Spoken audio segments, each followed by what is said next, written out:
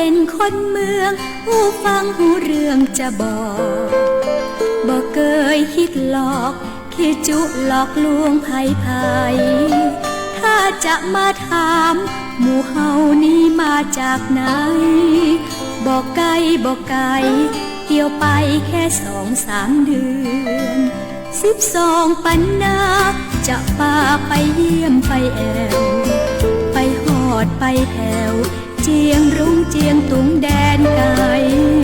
เฮาพี่น้องกันบ่ใจคนอื่นตีไหนก็แผ่นดินไทยสมัยตะก่อนนานมาเขากินข้าวนึ่งดีซึ่งฟังซ้อเหมือนกันเล่นน้ำม่วนกันเมื่อวันปีใหม่มาแพ้วดำหัวป้าอุ้ยแม่อุ้ยคนเฒ่าแก่แล้ว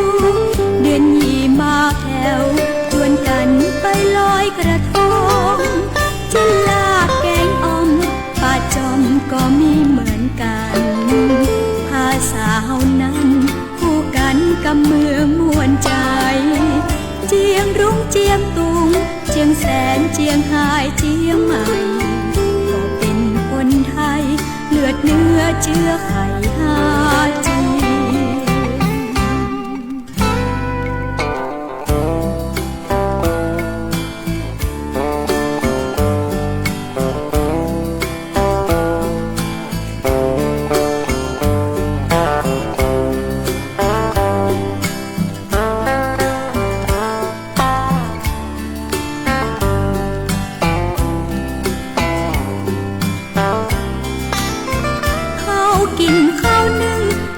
ซึ่งฟังซ้อมเหมือนกันเล่นน้ำม่วนกันเมื่อวันปีใหม่มาแพ้วดำหัวป้าอุ้ยแม่อุ้ยคนเฒ่าแก่แล้วเดือนยี่มาแผ่วชวนกันไปลอยกระทงจินลาแกงอ่อมป้าจอมก็มีเหมือนกันภาษาเฮานั้นคู่กันกับเมืองม่วนใจเจียงรุ้งเจียงตุงเจียงแสนเจียงไฮ้เจียงใหม่ก็เป็นคนไทยเลือดเนื้อเชื้อไขหาจี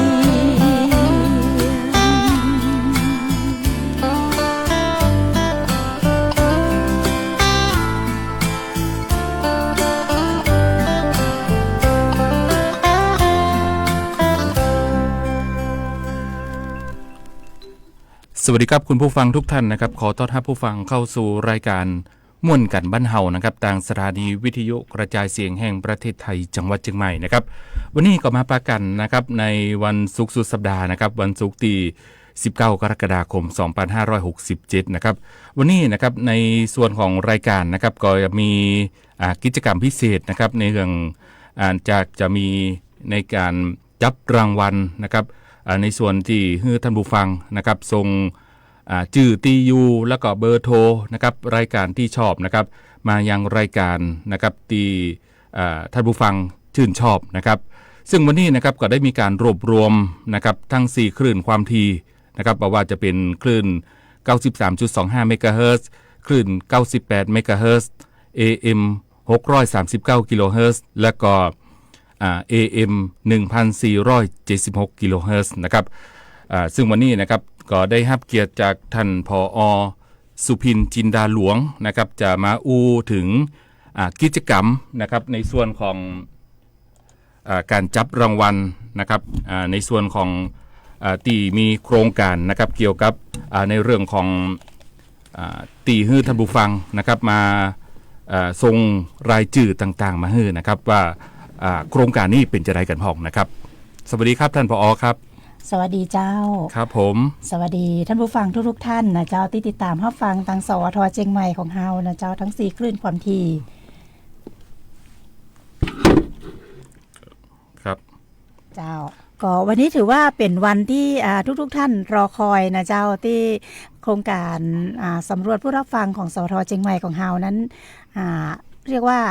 เฮาแบ่งของรางวัลเป็น2ส่วนนะเจ้าส่วนหนึ่งก็คือที่ลงพื้นที่แต่ละอำเภอ ที่ลงไปถึงพี่น้องประชาชนในพื้นที่นะเจ้าที่จะเอาของรางวัลไปมอบให้แล้วก็ไปสำรวจผู้รับฟังถึงบ้านนะเจ้าแถมส่วนหนึ่งก็อยากจะให้คุณผู้ฟังทางบ้านมีส่วนร่วมนะเจ้าที่ติดตามรับฟังสวทเชียงใหม่ของเราทั้ง4คลื่นทั้ง AM และ FM มีส่วนร่วมแล้วก็ได้โทรศัพท์เข้ามาแจ้งชื่อนามสกุลที่อยู่แล้วก็รายการที่ท่านชื่นชอบนะเจ้าเข้ามาร่วมม่วนๆกับสวทเชียงใหม่ของเรามีวิทยุที่จะมาจับฉลากในวันนี้นะเจ้าประมาณเบื้องต้นก็ประมาณ10เครื่องนะเจ้าก็มีท่านผู้ฟังที่สนใจส่งชื่อที่อยู่เข้ามาพร้อมผลกันรับฟังนะเจ้าบางท่านก็อาจจะอยู่นอกจังหวัดเชียงใหม่แต่ก็มีสิทธิ์นะเจ้ามีสิทธิ์ที่รับรางวัลนี้เหมือนกันประมาณ200กว่าท่านนะเจ้าตอนนี้อยู่ในนี่แล้วนะเจ้าเดี๋ยวแหมสักกรรมหนึ่งเขาจะจับฉลากโดยที่มีดีเจหลายๆท่านนะเจ้าที่ท่านชื่นชอบนะมาเป็นสักขีพยานแล้วก็ร่วมจับฉลากในวันนี้ตัวนะเจ้าซึ่งวันนี้ก็สามารถติดตามรับฟังรับชมจาก Facebook Live ของสวทเชียงใหม่เฮาได้นะเจ้าหรือว่าท่านจะติดตามรับฟังว่าท่านจะเป็นหนึ่งในผู้โชคดีในวันนี้ก่อนนะเจ้าซึ่งรางวัลของเฮาก็พร้อมแล้วถ้าใครที่รับชมทาง Facebook Live ก็จะเห็นว่าของรางวัลเฮาได้ตั้งโชว์ไว้เรียบร้อยแล้วนะจะพร้อมที่จะส่งมอบให้กับพี่น้องที่โชคดีในวันนี้ตัวนะเจ้าวันนี้ก็อยากจะมาลุ้นด้วยกันเนาะว่าใครจะเป็นผู้โชคดีที่ได้วิทยุทรานซิสเตอร์ไปนะเจ้าที่จะไปรับฟังคลื่นของสทเชียงใหม่ของเฮาต่อนะเจ้าครับถ้าผู้ฟังนะครับที่ต้องการนะครับที่จะรุ่นรางวัลนะครับก็สามารถที่จะติดตามนะครับทางหน้าเพจของทางสวทเชียงใหม่ PRD ได้นะครับซึ่งตอนนี้นะครับเราก็มีการถ่ายทอดสดอยู่นะครับเราก็จะเห็นในส่วนของบรรยากาศนะครับในการจับรางวัลนะครับแล้วก็เป็นสักขีพยานให้กันด้วยนะครับว่าในการจับรางวัลในครั้งนี้ด้วยนะครับในช่วงนี้เราพักฟังเพลงก่อนแล้วก็เดี๋ยวเรามาเตรียมในเรื่องของการจับรางวัลกันก่อนนะครับเนาะครับ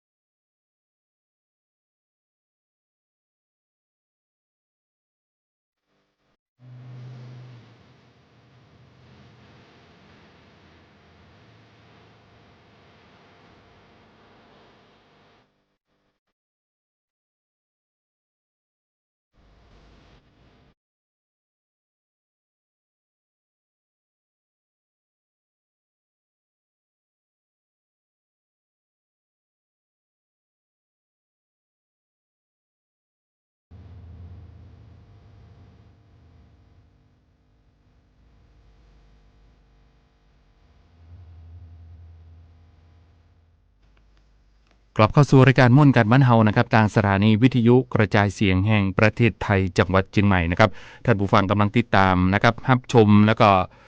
การถ่ายทอดสดนะครับในส่วนของการจับรางวัลนะครับที่ท่านผู้ฟังนะครับที่ส่งรายชื่อแล้วก็รายการที่ชอบนะครับเพื่อที่จะมาลุ้นรางวัลเกี่ยวกับวิทยุกระจายเสียงนะครับจำนวน10 เครื่องนะครับวันนี้นะครับเดี๋ยวเราไปเริ่มต้นกับการจับรางวัลกันก่อนดีกว่านะครับน้อง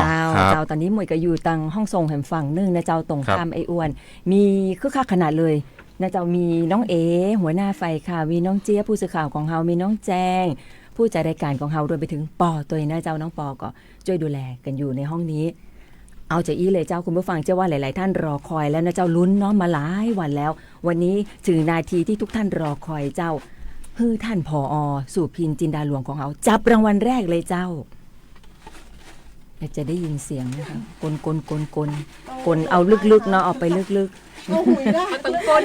กลไปลึกๆนะเจ้าอันนี้ก็กลลึกๆเพราะว่าไปกันหลายพื้นที่อันนี้สำหรับรางวัลแรกนะเจ้าสำหรับคุณผู้ฟังที่ร่วมสนุกกับต่างรายการของเฮานะเจ้าเนาะกับต่างสถานีคุณวิทยาปัญญาเรืองอยู่สันกำแพงนี่มาได้อยู่สันกำแพงสำหรับรางวัลแรกนะเจ้าไอ้อ้วนคุณวิทยาปัญญาเรืองเจ้ามีหมายเลขโทรศัพท์ไว้แล้วเดี๋ยวเฮาโทรปิกไปติดต่อได้นะเจ้าเอาบอกบ้านเลขที่เปิ้นเฮาบ่ได้โม้นี่เรื่องของแท้ของจริงของแท้แล้วนะคุณผู้ฟังเจ้าอยู่ตังสันกำแพงคุณวิทยาอยู่ที่บ้านเลขที่67/1หมู่17ตำบลสันกำแพงอำเภอสันกำแพงจังหวัดเชียงใหม่เจ้ารางวัลแรกต่อด้วยรางวัลที่2เลยเจ้าที่2อันนี้เขาก็ลุ้นเป็นตัวนะเจ้าคุณผู้ฟังในเรื่องรางวัลแล้วรางวัลที่2เจ้าสำหรับท่านที่2ถือว่าท่านโชคดีขนาดเลยนะเจ้าเนาะเพราะว่าของรางวัลเฮาก็เนี่ยแหละเจ้ามีจำกัดคุณสมศรีทองขันคุณสมศรีทองขันอยู่ตำบลจ้างเผือกอำเภอเมืองเชียงใหม่นี่บ่ได้จอบกู้รายการเลยนะเปิ้นบอกมาบ้านเลขที่51/5หมู่2ตำบลจ้างเผือกอำเภอเมืองจังหวัดเชียงใหม่ยินดีตัวนะเจ้าต่อกันที่รางวัลที่3เลยนะเจ้าท่านที่3ท่านที่จะโชคดีสำหรับวันนี้ดีเจแต่ละรายการมาช่วยกันจับท่านที่3ที่โชคดีนะเจ้าป้อมูลมาทาเมป้อมูลมาทาเมอยู่เชียงใหม่เนี่ยเปิ้นฮื้อหมายเลขโทรศัพท์ไว้นะเจ้ายินดีโดยอันนี้น่าจะฟังตัง AM นะเจ้าวันนี้4คลื่นความถี่เฮาเอามารวมหมดเลยเนอะคุณผู้ฟังเจ้าเพื่อความยุติธรรมเนาะทุกรายชื่อทุกคลื่นเฮาเอานำมาเอาชื่อมารวมกันแล้วก็จกคือเป็นเปิ้นฮ้องว่ายุติธรรมที่สุดแล้วนะเจ้าต่อกันที่รางวัลที่4จะมีท่านที่4จะมีไผ่มาช่วยจับพี่เอช่วยจับก็ได้ไหมพี่เอหัวหน้าฝ่ายข่าวของเราเจ้าพี่เอพี่มนต์วันนี้มีสักขีพยานมาเยอะอันนี้ขอบเหมือนตัวเลย อันนี้นิ้วเดียวเนี่ยกระดาษนิ้วเดียวเพิ่นก็ได้รางวัลไปตัวนะเจ้าอันนี้มาจากตัง AM นะเจ้าคุณนาเหมยคุณนาเหมยเจ้าคุณนาเหมยอยู่เชียงใหม่นี่เนาะมีหมายเลขโทรศัพท์มาฮื้อสามารถบอกได้ไปต่อเจ้าสำหรับท่านที่5ท่านที่โชคดีพี่เจี๊ยบจับพี่เจี๊ยบจับต่อนะเจ้าวิทยุทรานซิสเตอร์ซึ่งเขาก็จะขอให้ท่านมาฮับที่สถานีนะเจ้าถ้ามาฮับได้ก็มาฮับถ้ามาฮับบ่ได้ส่งผู้แทนมาก็ได้นะเจ้าสำหรับท่านต่อไปนะเจ้าท่านที่5โอ้โหแกะยากเหมือนกันเนอะนี่ถือว่าโชคดีขนาดเลยคุณสุทัศน์สนศรีคุณสุทัศน์สนศรีโอ้บ้านอยู่แม่ริมนี่บ่ได้นะเจ้าบ้านสะลวงในตำบลสะลวงอำเภอแม่ริมจังหวัดเชียงใหม่เจ้าอยู่บ้านเลขที่5หมู่2เจ้ายินดีต่อยเนาะไปต่อกันเลยนะเจ้าพี่หมวยจับพี่หมวยจับพี่หมวยชอบอันนี้ไงอันนี้มาแล้วอันนี้เป็นท่านที่6คุณอารีคำนนคุณอารีคำนนนะเจ้าอยู่บ้านเลขที่126หมู่1ตำบลสันปูเลยอำเภอดอยสะเก็ดจังหวัดเชียงใหม่เจ้ายินดีตัวเอาฟังมาหลายรายการเลยนะเจ้ารางวัลต่อไปเลยเจ้าต่อไปดีเจแจงน้องแจงดีเจคนงามของเราจับรางวัลที่7เขาตั้งก้นขย่านะเจ้าเอาให้ทั่วถึงอวยขนาดเลยเข้าสู่รางวัลที่7แล้วนะเจ้าคุณลัดดาวัน ทิตินันคุณลัดดาวันทิตินันอยู่ที่ตำบลแม่สาอำเภอแม่ริมจังหวัดเชียงใหม่เจ้านี่หมู่บ้านสิวาลัยยินดีเลยนะเจ้านี่ ให้ระดารัตน์สกาย เขาน้องเจรดารัตน์นะ พี่ปอจ่าพี่ปอให้เห็นกล้องให้กล้องเห็นให้กล้องเห็น พี่ปอปัสนียพร ได้ค่ะมือจับมือจับ เพิ่นจะโชว์ก็แขนหันกับแขนนั่นแหละ โชว์แต่ เข้ามา แขนนะคะ พี่ปออ่านได้เลยพี่ปออ่านได้เลย พี่ มี ปอ หนา มา ใหม่อยู่ใกล้ ฟังเสียงพี่ปอหน่อย ๆสำหรับท่านที่โชคดี รางวัลที่ คุณกิ่งการศิริรักษ์ค่ะ เย้ พี่อุ๋ยหรือเปล่าคุณนี่นะคะ นี่แฟนรายการจะตั้งหลับปูน เจ้าพี่อุ๋ยลำพูนค่ะ คุณกิ่งการศิริรักษ์นะคะ ดีใจด้วยนะ ดี เจ้า ใจด้วยนะคะยินดีด้วยนะคะ มากันหลายที่เลยต่อไปพอเลยเจ้า จับต่อนะเจ้าตรงกลางกลาง ตื่นเต้นตรงกลาง ใหญ่ๆ ใหญ่ใหญ่ เอาใหญ่ ใหญ่ๆฟ้องใหญ่ๆเล็กๆ ๆก มี ระดา หม ษ ด ใบ เลย ให นะ ญ่ เจ้า มาก ท่านต่อไปนะเจ้าคุณอินลีลาวิจิตรอยู่ตำบลสุเทพเชียงใหม่นี่บดายอยู่ใกล้ๆอยู่ในเวียงนี่บดายนะเจ้าคุณอินลีลาวิจิตรเจ้านี่ฟังมาหลายรายการเลยถึงรางวัลที่รางวัลสุดท้ายแล้วคุณผู้ฟังรางวัลสุดท้ายมวยจกเอาลึกๆเนาะเอาลึกๆเนาะเอาลึกๆเอาก้นๆก้นๆก้นๆ ก้นแล้วก็กลตัวกลหรือยังกลแล้วจ้า คนแล้วนะแล้วเจ้าตาก็บอกค่อยหันนะคุณผู้ฟังแว่นไม่ได้ใส่นะเอาใกล้ๆโอ้โหนี่แฟนรายการประจำของเราเลยพี่นภศรครูตระกูลนะเจ้าอยู่ที่พระเนตรตำบลหายาอำเภอเมืองเชียงใหม่เจ้านี่ยินดีต้อยเย้ทุกวันเจ้านี่ก็คือ10ท่านขออนุญาตเฮ้น้องแจงทบทวนรายชื่อแฮมเตอร์1ได้ก่อเจ้ามีท่านใดพ่องเอื้อนเอ่ยฮื้อปีหมวยได้กำ แสดงความยินดีกับวิจิตรและท่านที่10คุณณภศรครูตระกูลเจ้า แสดงความยินดีกับ10ท่านต่อยนะเจ้า และช่วงนี้เอาส่งช่วงเวลาฮือปีอวนต่อเลยนะเจ้า ครับผมเดี๋ยวรายชื่อต่างๆนี้เดี๋ยวเราจะลงฮื้อแหมกรรมนะครับในทางหน้าเพจของเราก็สามารถที่จะติดตามรายชื่อแหมกรรมได้นะครับเนาะแล้วก็ท่านผู้ฟังนะครับที่ได้รางวัลนะครับก็ฮื้อมารับรางวัลที่สถานีวิทยุกระจายเสียงแห่งประเทศไทยจังหวัดเชียงใหม่ของเราตัวนะครับได้เจ้า ครับ ก็ว่าบางท่านบอกว่ามาบ่ได้อาจจะให้ผู้แทนมาฮับก็ได้นะเจ้าที่ต่าง ครั ส บ ถานีนะ ครั คะ บ เนาะ ผม จะได้สะดวกที่สุด ครับ ภายในวันศุกร์หน้าวันใน ครั วันศุกร์หน้านะ ใน เจ้า ปา เนาะ สุกหน้าครับผมครับ วันที่26 วันที่26เนาะครับบักเกินวันที่26ครับเนาะ เจ้า ครับ 26 ผมท่านผู้ฟังที่ กรกฎาคมเจ้า ได้รางวัลนะครับก็สามารถที่จะมารับรางวัลกันได้นะครับที่สถานีวิทยุกระจายเสียงแห่งประเทศไทยจังหวัดเชียงใหม่นะครับ เจ้า ในช่วงนี้เรามาพักฟังเพลงกันก่อนเดี๋ยวทางรายการก็จะมีการพิมพ์รายชื่อนะครับลงในทางหน้าเพจแห่งรอบหนึ่ง เจ้า เนาะครับ ติดตามรายชื่อได้ทางหน้าเว็บเพจสวทเชียงใหม่ ครับ PRD นะเจ้า ครับผ เจ้า มครับ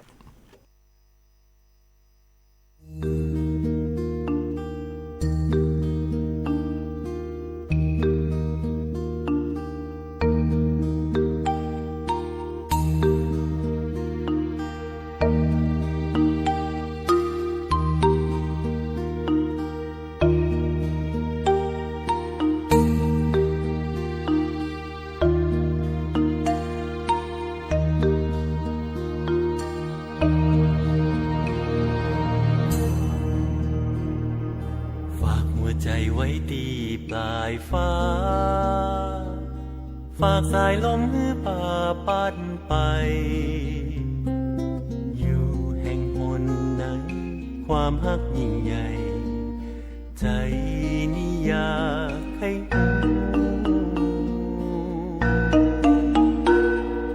ความฮักอยู่ที่ใจละนะใจอยู่บนแผ่นฟ้ากว้างใหญ่ฮักต้องใจเวลาอย่าร้อนเร็วไปก้อยๆดูก่อนไปไปหามาเจอบ นแผ่นฟ้าหมู่ดาวเมฆขาว คนต้องเส้นยาวดาวนั้นไฟฝัน หัวใจผูกพันฮักมันสัญญา หากต้องใจเวลาก่อนไปหามาเจอ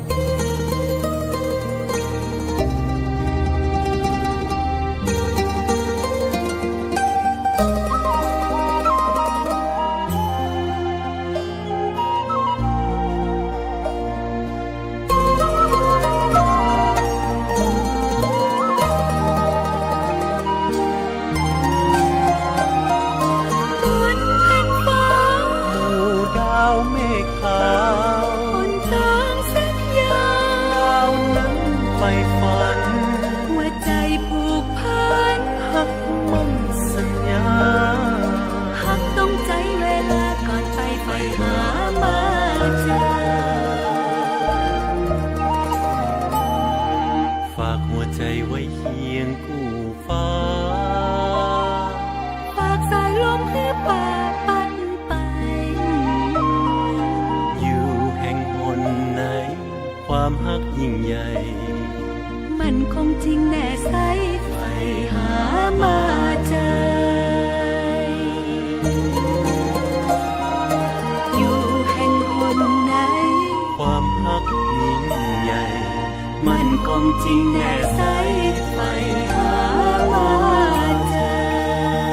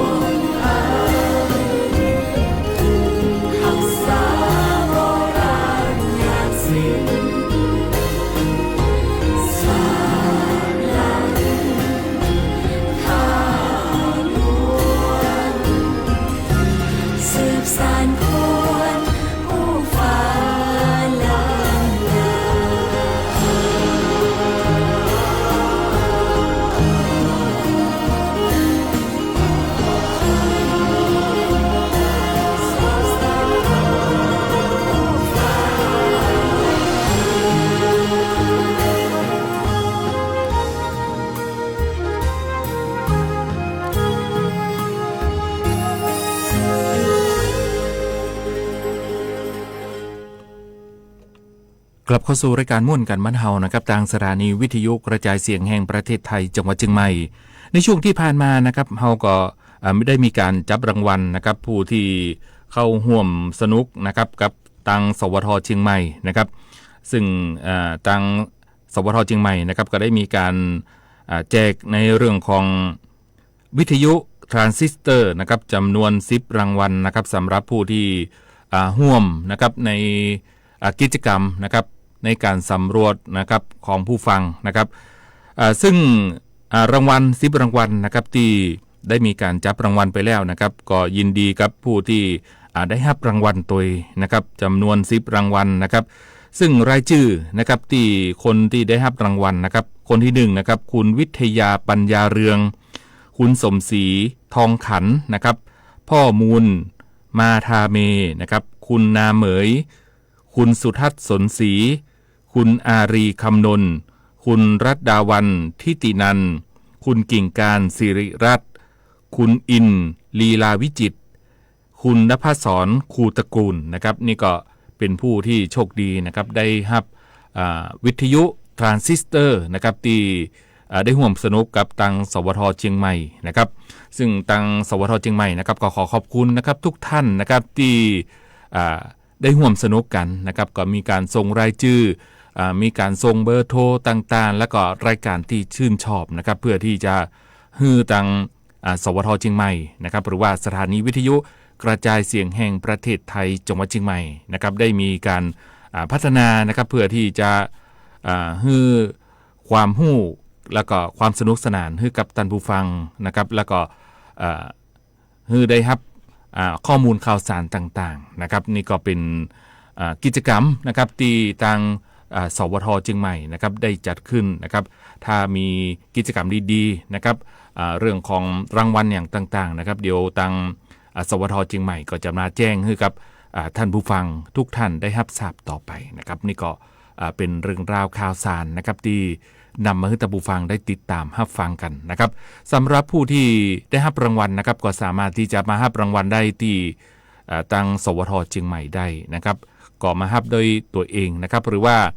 มีญาติพี่น้องนะครับจะฝากมารับก็สามารถที่จะแจ้งนะครับหรือว่าให้คนมารับแทนก็ได้นะครับนี่ก็เป็นกิจกรรมต่างๆนะครับที่นำมาให้ท่านผู้ฟังได้ติดตามรับฟังกันนะครับกับรายการม่วนกันบ้านเฮานะครับ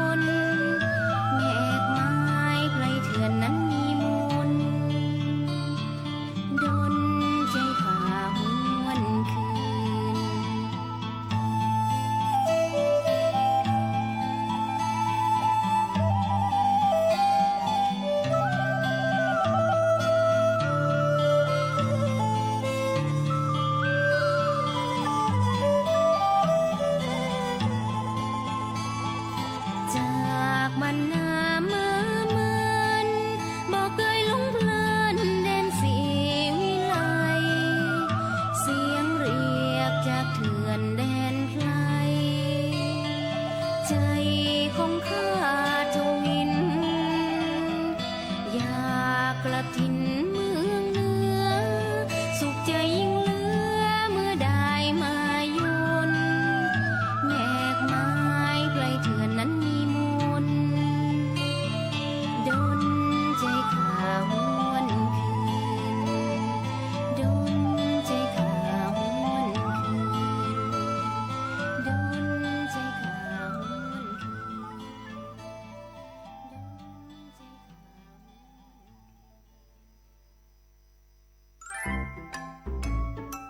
ช่วง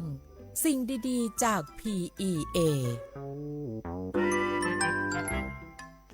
กลับเข้าสู่รายการม่วนกันบ้านเฮานะครับทางสถานีวิทยุกระจายเสียงแห่งประเทศไทยจังหวัดเชียงใหม่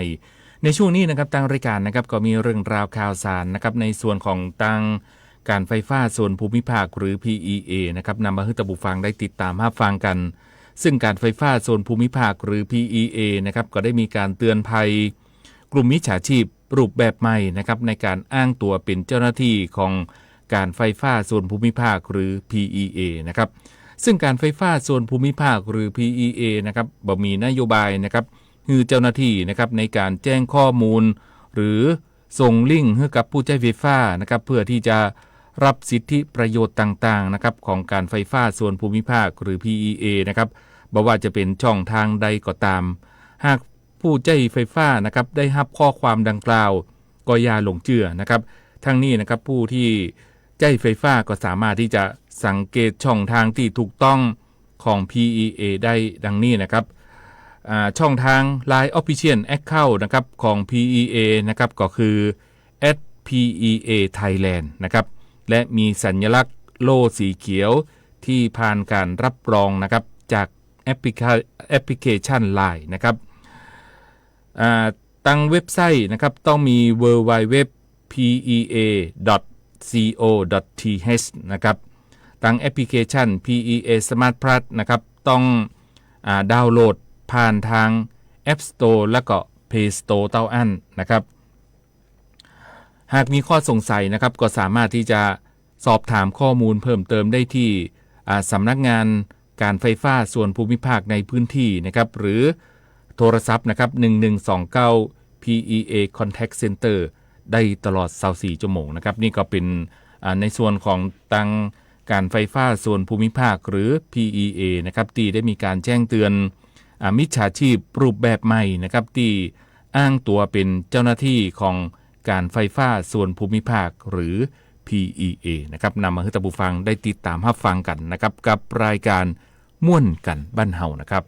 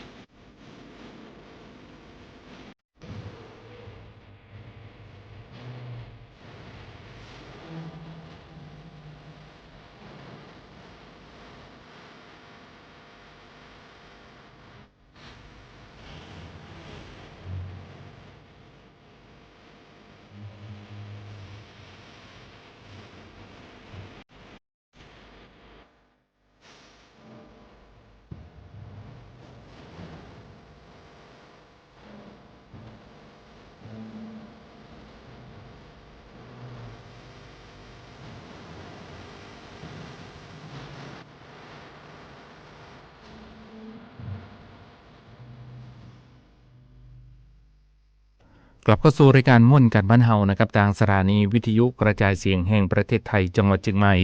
ในช่วงนี้นะครับทางรายการนะครับก็มีเรื่องราวข่าวสารต่างๆนะครับที่นำมาให้ท่านผู้ฟังได้ติดตามรับฟังกันก็เป็นเรื่องราวข่าวสารนะครับในส่วนของสภาพอากาศนะครับในช่วงนี้นะครับก็ยังคงมีเรื่องของฝนนะครับที่ตกลงมานะครับในหลายๆพื้นที่ซึ่งทางศูนย์อุตุนิยมวิทยาภาคเหนือนะครับก็ได้มีการพยากรณ์อากาศในช่วงของเที่ยงวันนี้นะครับถึงเที่ยงวันพรุ่งนี้ซึ่งลักษณะอากาศโดยทั่วไปนะครับร่องมรสุมที่พาดผ่านภาคเหนือตอนบนและภาคตะวันออกเฉียงเหนือตอนบนประกอบกับมรสุมตะวันตกเฉียงใต้ที่กำลังค่อนข้างแรงนะครับก็พัดปกคลุมทะเลอันดามันประเทศไทยภาคใต้อ่าวไทยและภาคกลางและภาคตะวันออกลักษณะเช่นนี้นะครับก็จะทำให้บริเวณภาคเหนือนะครับก็ยังมีฝนฟ้าคะนองและมีฝนตกหนักบางแห่งนะครับก็ขอให้พี่น้องประชาชนนะครับเพื่อระวังอันตรายจากฝนตกหนักและก็ฝนที่ตกสะสมซึ่งอาจจะทำให้เกิดน้ำท่วมฉับพลันและก็น้ำป่าไหลหลากได้นะครับโดยเฉพาะในพื้นที่ลาดเชิงเขาใกล้ทางน้ำไหลผ่านและก็พื้นที่ลุ่มในระยะนี้ไว้ตัวนะครับในส่วนของภาคเหนือตอนบนนะครับก็ยังคงมีฝนฟ้าคะนอง70%ของพื้นที่และมีฝนตกหนักบางแห่งนะครับบริเวณจังหวัดแม่ฮ่องสอนเชียงใหม่เชียงรายและน่านพะเยาแปร่และก็น่านนะครับนี่ก็เป็นในส่วนของฝนฟ้าคะนองนะครับที่มีการแจ้งเตือนนะครับของทางศูนย์อุตุนิยมวิทยานำมาให้ท่านผู้ฟังได้ติดตามรับฟังกันกับรายการม่วนกันบ้านเฮานะครับ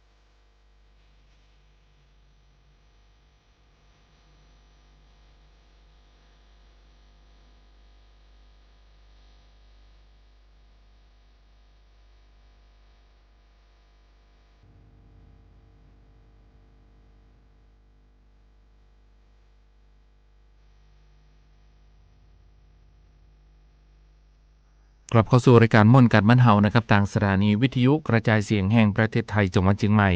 ช่วงนี้นะครับก็เป็นช่วงท้ายรายการแล้วนะครับทางรายการก็มี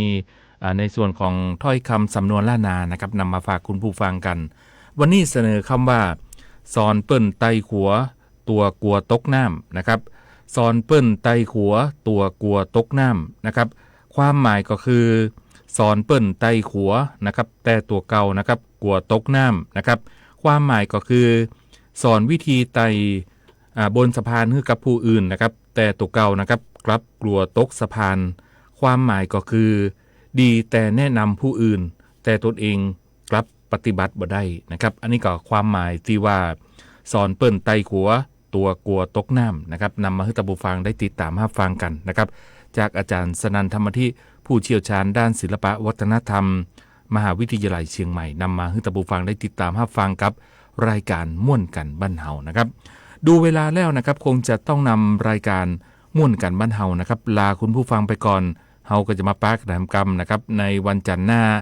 สำหรับวันนี้นะครับก็ขอขอบคุณและสวัสดีคุณผู้ฟังทุกท่านนะครับ